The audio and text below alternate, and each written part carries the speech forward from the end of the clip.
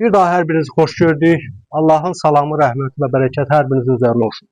Və bir nüansı qeyd etmək istəyirəm ki, biz bir il öncə bura təşrif buyurmuşduq kəndimizə. Elə demək olar ki, aşağı yuxarı bu tərkibdə və bugün ən azından bu qəbirstanlıqda biz fərqli mənzərə ilə rastlaşırıq. Və burada əməyi keçən dəyərli qardaşlarımıza, bacılarımıza, hər birinə öz təşəkkürümüzü bildiririk. Bu görülən işlər xırda işlər deyil.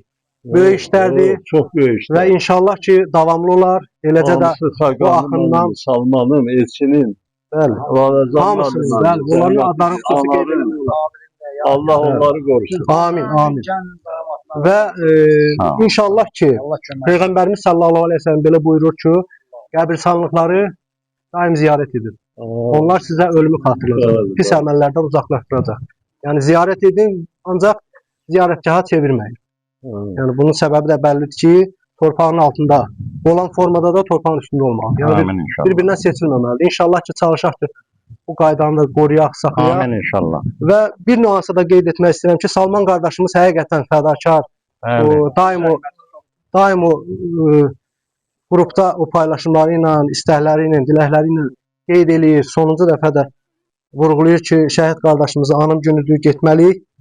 Və sözsüz ki, orada da qeyd edir ki, kimin imkanı varsa. Əlbəttə, şəhidlər hamımızın şəhidimizdir. Bir ocaqda, bir evdə şəhid olursa, birinci sözü olur ki, filankəsin şəhidi oldu. Filankəsin oğlu şəhid oldu. İkinci sözü olur ki, şəhidimiz var. Yəni, şəhidimiz varsa, bugün Məzahirin bacısı mənim bacımdır. Bakirin qardaşı mənim qardaşımdır.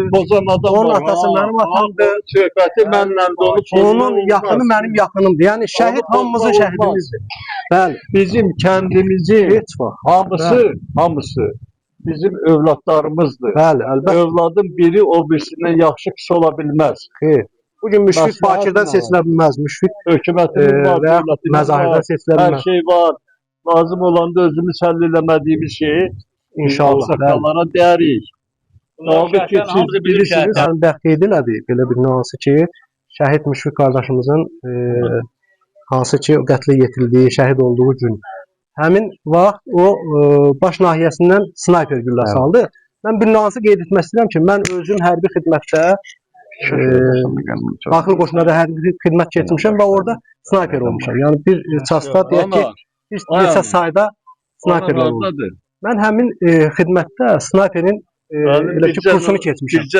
Snayperin fəaliyyəti ondan ibarətdir ki, döyüş zamanı, döyüş gələn vaxtı o öz mövqeyini seçir, xüsusi bir mövqe və qarşı tərəfi izləyərək orada orada ən böyük kömək göstərən qüvvəni aradan götürür. Bu da Müşfiq burada barədə onlar üçün bir potensial qüvvə idi. Bəli, demək heç deyək ki, hərbi komandanlığın verdiyi təqdimat olmasa da belə kifayət edir ki, tamamilə hansı bir döyüş yolu keçir. Allah can sağlığı versin. Yəni Müşfiqin snayper gülləsinə tuş gəlməsi mən ona görə deyirəm ki, yəni qəhrəmanlarımızı həqiqətən tanımalıdır ki, xalq. Bəli. Qoy gələcək nəsillər bilsin nə var, elə davam eləməlidir. Onların hamısı İsrail. Bəli. Sənətli film çəkəndə İnşallah. Ya bura mən oturmağa yerimdə yoxdur ki, gəlib oturam. Oturmayın yerimiz var inşallah. İnşallah.